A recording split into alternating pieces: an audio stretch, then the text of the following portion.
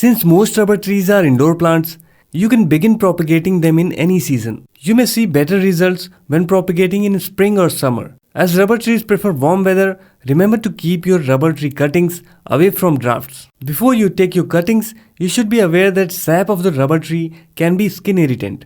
And sterilize your cutting tool with rubbing alcohol or any other disinfectant. Before you make any cuts, ensure that you identify the leaf nodes along the stem, as this is where the new roots will eventually grow.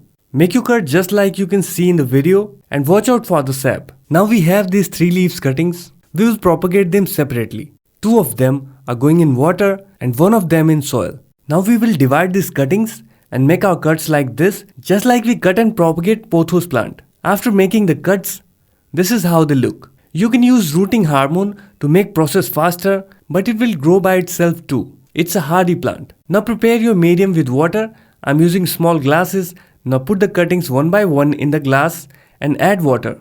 And propagating in soil will require a well-draining soil. Place your cutting roughly 2 to 3 inches deep in the soil and press firmly. And water it until it pours through the drainage holes. Our work is not done here. Now find a spot where they get indirect light. Humidity is very important for the cuttings. You can cover them with plastic bags on the top if humidity percentage is really low in your area. I'm leaving it as it is. I've added some stones in the glass to keep them straight, and for humidity, a bigger pot filled with water.